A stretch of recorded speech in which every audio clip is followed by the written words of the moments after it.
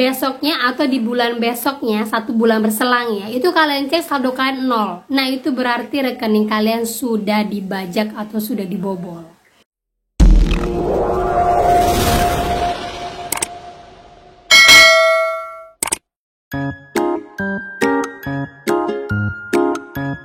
Halo, assalamualaikum warahmatullahi wabarakatuh.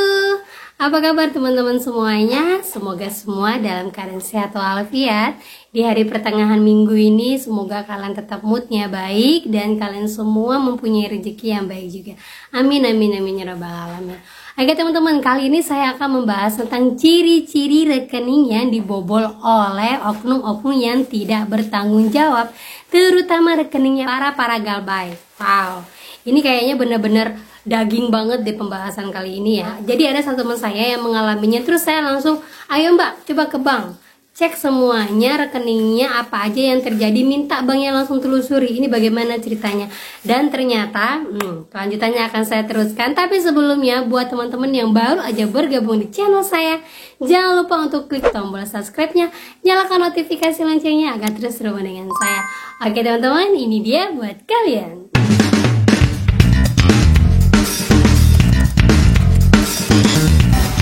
Teman-teman, sebelum saya memberitahukan beberapa ciri-ciri HP yang benar-benar dibajak oleh para oknum-oknum yang tidak bertanggung jawab, jadi di sini saya akan jelaskan. Di sini saya tidak menyebutkan siapa nama teman saya, tidak menyebutkan di mana kotanya, dan tidak menyebutkan di mana banknya untuk menjaga hal-hal yang tidak diinginkan, karena hal ini sedang ditelusuri oleh pihak perbankan karena pihak perbankan merasa dirugikan.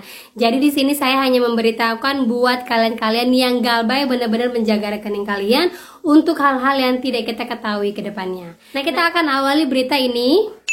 Nah, di sini baru-baru aja terjadi kemarin ya, teman-teman ya. Jadi kemarin itu ada perempuan di daerah Gorontalo yang melakukan bunuh diri karena dikejar-kejar sama pinjaman online. Menurut berita yang saya baca, jadi perempuan ini sedang terlilit hutang pinjaman online dan coba-coba untuk melunasinya. Jadi coba untuk mencari-cari cara, mungkin mencari joki lah bahasanya ya. Mencari joki, terus ditawarin akan bisa mencairkan uang sebesar 15 juta, yang penting dia bayar fee duluan sebesar 2,5 juta sampai 2,7 juta. Nah, uang yang dibayar untuk membayar fee tadi adalah uang perusahaan atau uang toko di mana tempat dia bekerja. Itu yang mengawali dasar dia untuk membunuh diri karena banyak hutang pinjol-pinjol yang lain, dan juga dia sempat menggunakan uang dari perusahaannya itu untuk kepentingannya pribadi. Nah, itulah dia ya.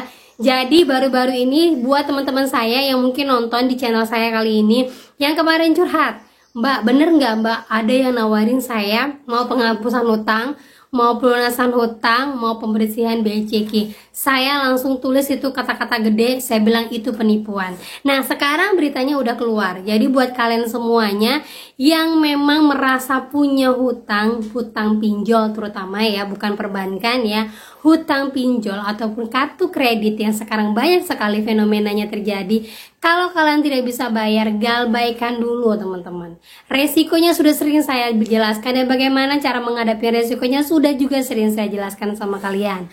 Kalau kalian tidak kuat mental atau keluarga kalian tidak kuat mental, kalian bisa cari penguatan diri kalian sendiri itu, atau penguatan fisik kalian sendiri itu di tempat lain. Bisa jadi ya, di media sosial. Di media sosial pun benar-benar harus disaring. Tidak semua media sosial itu bisa menguatkan mental kalian, malah kadang-kadang membuat diri kalian down. Itu banyak. Nah, kayak di YouTube seperti ini teman-teman ya, saling berbagi sharing, saling berbagi teman-teman yang memang merasakan hal yang sama. Jadi agar kalian tuh tidak merasakan bahwa saya sendirian di sini yang benar-benar terlilit hutang. Tidak seperti itu teman-teman ya, banyak sekali. Dan untuk daerah Gorontalo sendiri pun itu sangat sedikit DC-nya, hampir tidak ada.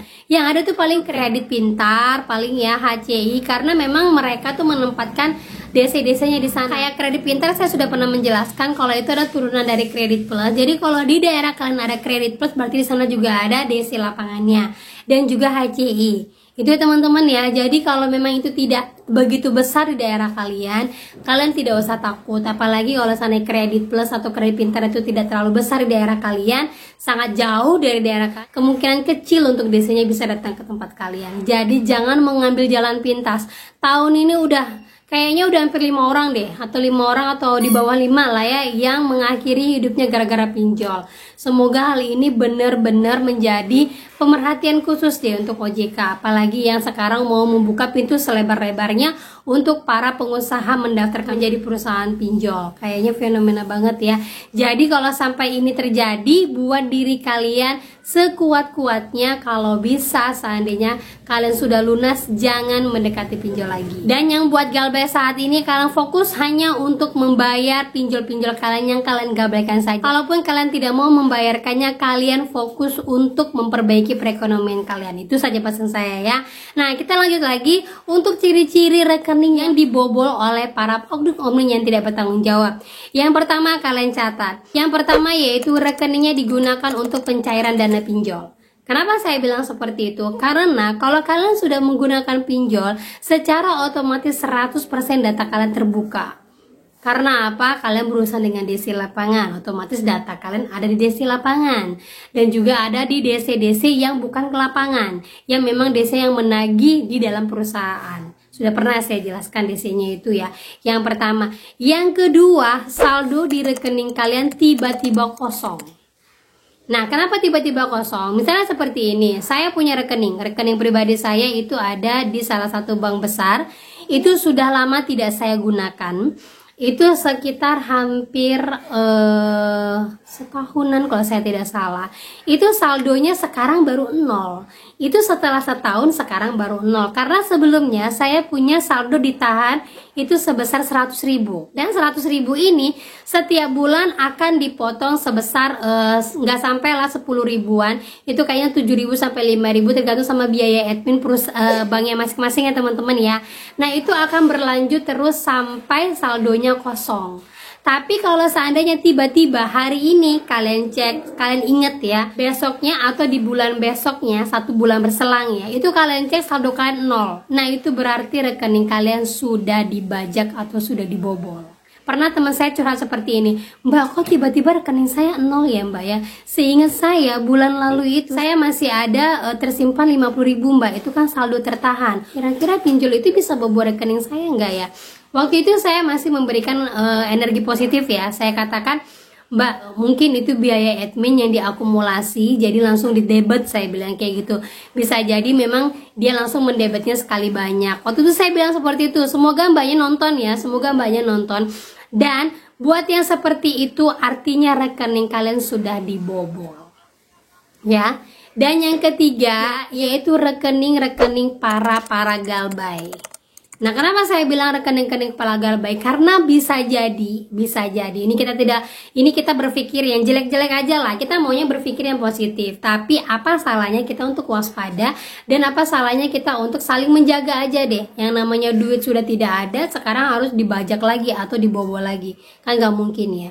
Jadi kalau rekening-rekening para galbay ini, karena rekeningnya saya sudah bilang data kalian tuh terbuka. Jadi bisa jadi rekening kalian yang mungkin ada dananya sekarang ini, kalau bisa men-save duit kalian sebaik-baik mungkin. Bisa jadi kalian mungkin pindah ke rekening yang lebih kompeten. Misalnya yang sering jarang dibobol itu Bank BCA. Ya, sering jarang banget ya. Kalau kayak Bank Mandiri, Bank BRI, atau yang baru-baru terjadi Bank BSI yang datanya sudah banyak dicuri, termasuk data saya kayaknya ya. Karena rekening saya ada di sana. Nah, itu kayaknya sangat riskan. Coba kalian pindah ke Bank BCA, mungkin yang bank swasta tapi penanganannya sangat bagus untuk saat ini menurut saya. Itu teman-teman ya. Dan buat yang kalian merasa dibobol saat ini, ayo cek rekening kalian. Solusi yang harus kalian hadapi adalah yang pertama, kalian datang ke bank. Wajib datang ke bank ya. Walaupun kalian punya mobile banking, kalian wajib datang ke bank. Kalian langsung tutup rekening kalian saat itu juga. Tapi sebelumnya kalian cetak dulu rekening koran atau print dulu buku tabungan kalian. Minta customer service-nya cek, Mbak, ini saldo saya kok tiba-tiba 0 ya Mbak ya. Ini kemana ya? Dari 100.000, misalnya saldo tertahan 100.000 ya, tiba-tiba langsung 0 Mbak. Ini kok bisa Mbak? Saya perasaan tidak ada penarikan. Nah, dari situ nanti banknya bisa telusuri, khawatirnya nanti ada nasabah-nasabah lain yang terkena. Jadi mereka bisa langsung backup data-data nasabahnya, langsung bisa kalau seandainya ada yang terjadi pembajakan seperti itu bisa langsung mengadu ke banknya dan bisa digantikan. Kalau yang seperti itu teman-teman ya, yang penting jelas bahwa uangnya itu bener-bener dibajak sama orang lain, sama orang yang bukan satu wilayah dengan kalian. Misalnya kalian di Batam, tiba-tiba ada penarikan di Bali. Nah, itu bisa dikatakan sebagai pembobolan rekening dan dana kalian bisa digantikan. Buat yang tidak berani speak up, buat yang tidak berani ngomong, karena hal ini dianggap nanti takutnya hal itu berbalik kepada saya.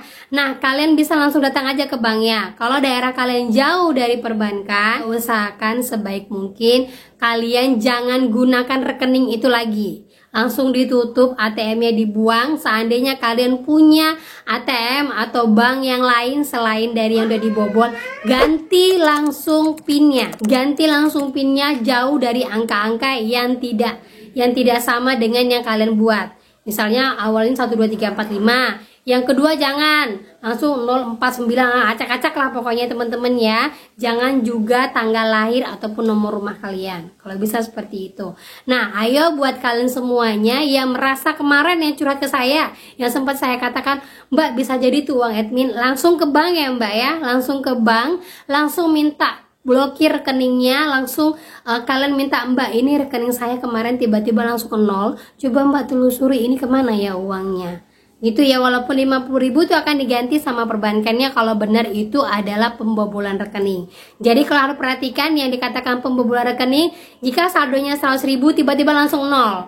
Kalau misalnya 100.000 ada 17.000, ada 5.000 itu biasanya biaya admin ataupun biaya pembaharuan kartu. Tapi kalau ada 100.000 tiba-tiba langsung nol, nah itu bisa dikatakan bahwa pembobolan rekening. Ayo mulai sekarang lebih waspada lagi. Saya tidak ada niat untuk menakut-nakutin. Saya hanya memberitahukan yang terjadi buat kalian semuanya. Lebih waspada lagi, terutama buat para galbay. Gitu ya teman-teman ya.